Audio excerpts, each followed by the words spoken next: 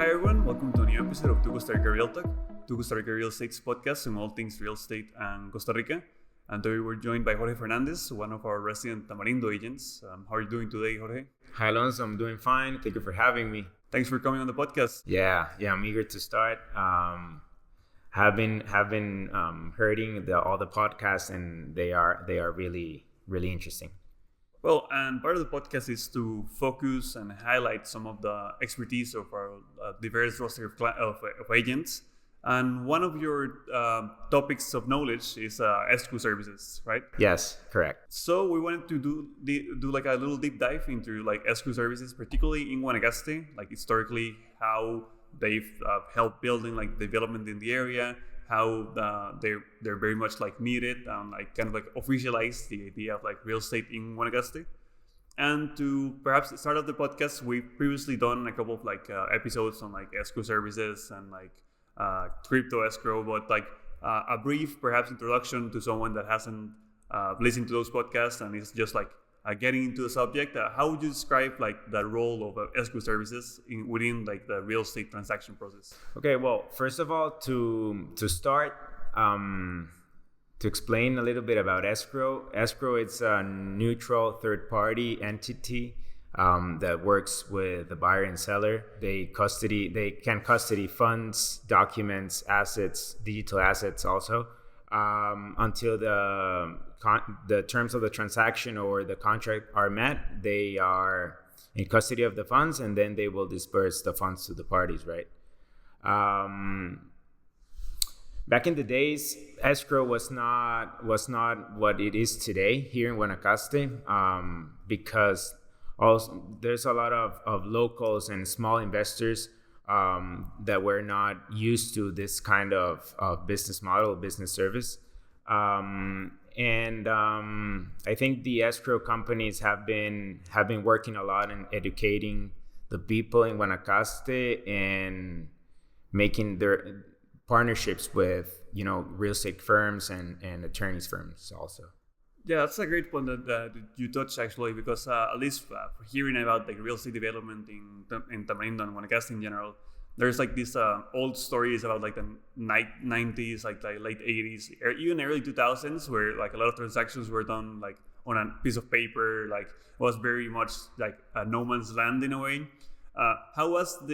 When did like the local like real estate landscape saw like escrow as a necessity?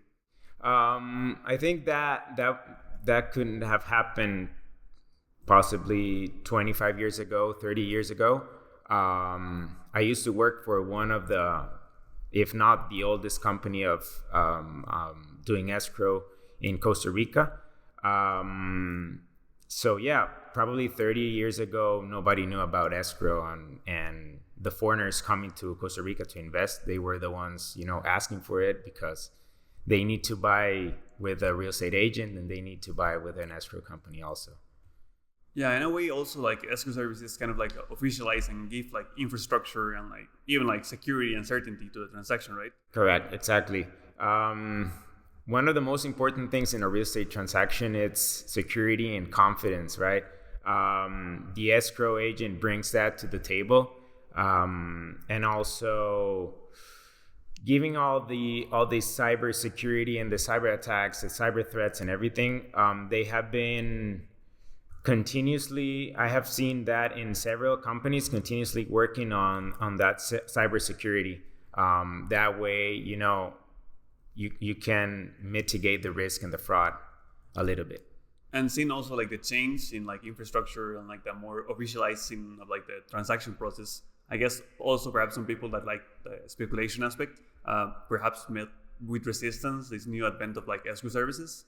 How was that experience from your perspective? Okay, you know that now in Guanacaste is very popular because of their tourism, the investment opportunities, and the stunning beaches that we have around here, right?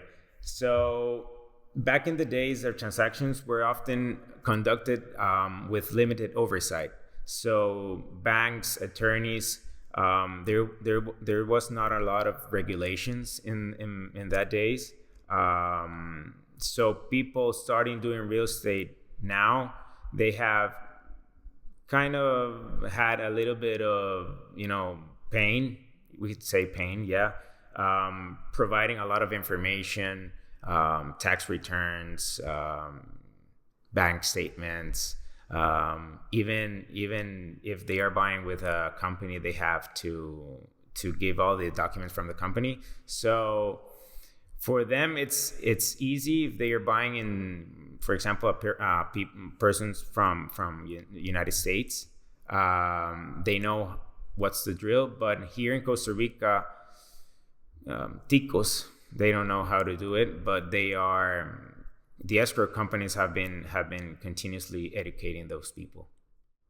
And talking about education, seeing also like this new advent, like this market boom of Tamarindo, particularly in the Guanacaste area in the last 5 years, like in the post-pandemic years, and even before that, like after like the '08 financial crisis, how has been like that instauration of like escrow services as something of the part of the process? Like, have there been any challenges in terms of like infrastructure in Guanacaste, in terms of like solidifying that like as an essential part of the market? Yeah, nowadays the escrow, everybody works online, so they have their online platforms to upload all the information. There has been challenges on the digital infrastructure. It's a reality that here in Guanacaste we have internet, but it's not as good as as you could have in the States or in a developed country. So that's something that we need to work on. Also, from COVID till now, we have been receiving a lot of new escrow companies because of the boom. That there's a lot of new constructions every day. You go past Tamarindo, you'll see a bunch of new constructions in Avellanas as well. And that is something that not only the escrow companies are looking, but the real estate firms and the attorneys firms as well, coming from San Jose and from other places of the country. And with challenges also come opportunities, as you mentioned. Like there's like a new range of like escrow services offered in Guanacaste. Why is Guanacaste such an appealing market for this kind of service? There is a lot of investors coming, not only people trying to build their house to live as a full-time resident, but people trying to develop a community and selling that community, or people trying to invest in Airbnb's units.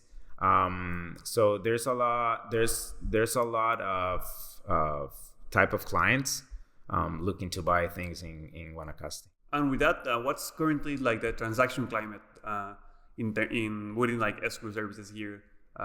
Is there like a need for like even more services, even more like offerings? How is currently like the market so far? Yeah, well, that would depend on the escrow company that you use. Most of them, they only charge the fee for the service of the custody of the funds. But there is also some companies that they could do like the whole package, right? Like a one-stop shop. You have the attorney, the escrow service, and basically you have everything in there. You'll find those in Guanacaste, the ones that have everything in one-stop shop, and the others that only provide custody of funds. Yeah, and that's also like very particular of Guanacaste in contrast to perhaps other markets in Costa Rica, because of like the kind of like the advent of ultra luxury and the pure like volume of transactions. I guess also makes like escrow services and like trust services in general like particularly important, right? Yeah, of course.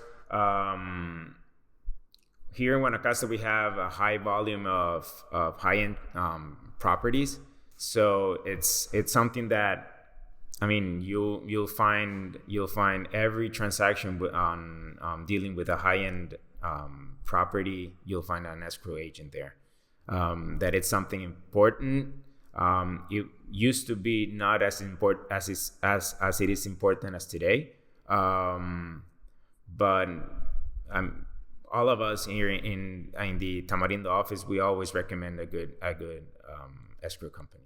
And talking to about current demands and the growing demands in perhaps like more of like the contemporary times, digital assets, we touched upon that topic on a previous podcast, but here in Guanacaste, how much is that like also part of the ecosystem? That is something that we have seen. It's not a lot. It's not common that you see that. Like I said, back in the days when I worked in the escrow company, I saw that more on the south side of Costa Rica. Paying with cryptocurrency, we see that very often in Guanacaste. But I think it's something that is more common on that side of the country. I could be wrong, but that's something that it's what I have been experiencing. And keeping it in the digital realm, also like cybersecurity is essentially like also an important part of it, given like the high amount, like the high volume of transactions and like the value of properties here. How is like that realm of covering cybersecurity in like an escrow transaction? Well, not even we don't have to go that far. Probably less than 10 years ago, the cyber threats were as high as we have it today. But for the escrow companies, they didn't have like an online platform for the information that they needed, right? And we all know that there's a lot of requirements if you're trying to bring money from other parts of the world. So now what they are doing is that they have an online platform, and they also have an insurance policy, right? That's the only way that you can mitigate the risk and the fraud, but you are not exempt of a threat. You know, it's I have heard stories that happen to colleagues here on cyber threats. And it's not a nice thing to handle, right? Yeah, naturally. And given you've been in both parts of the equation, first like working directly in escrow, and now as on the side of like the real estate firm, how important is like the trust relationship between like a real estate firm and like the established escrow service? I think confidence is the most important thing. Trust and confidence is the most important thing. And it's also based on relationships. So if you have a good escrow agent, or you work with an escrow company, you have the agent, and you have your real estate firm, and you have your agent, and they all can work together well, that's the way to go. Being in constant communication and providing security, not only while you are communicating by the phone, but with the cybersecurity. That way, not only the real estate agent, but the buyer and the seller, which are the most important parts on the transaction, will be happy and safe. So that's very important for everybody. Yeah, and particularly, for example, with our company, with Costa Rica, like the establishment of like the Tamarindo office has been like relatively recently. So I guess like also having that trust of like an escrow firm that validates like what the company is doing in an area as hot as Guanacaste, with the range of like offerings on all sides, like with speculation, with the boom. So I guess like also having like that terrain covered in terms of like escrow, trust in escrow services is very important for the brand itself, right? Exactly. It's very important to have your partnerships and your collaborations with other firms, not only in real estate, but for the attorneys and the escrows. Myself, I have worked with a lot of people, but I have the ones that I usually use, and I feel confident with them, and I know that they are open, constant communicators on the things that we have, good or bad, because that bad things could happen in a real estate transaction. And to round off the podcast, I wanted to ask you about like how much do you use your background as a former like an escrow agent with like your work currently like as a real estate agent? How much does that inform each other? Well, I actually like the background that I have doing what I do right now, because I know that I can help the clients. I don't know if it's more than the other agents, but I know that because I know this topic very well, the amount of regulations, the amount of requirements that the escrow companies ask, sometimes and most of the time the buyers they don't know what they're asking, because they always ask something in Spanish, and if they do the translation, it's a different name in English. So I think I have that nice future that I have, and also the requirements sometimes are not as digital as that we wanted, right? So that's something that we need to change. Hopefully we have that ready in the near future, and to continue doing real estate transactions. Yeah, and if anyone listening to a podcast wants your expertise to be part of the process, where can they reach you? They can reach me in social media, WhatsApp, email.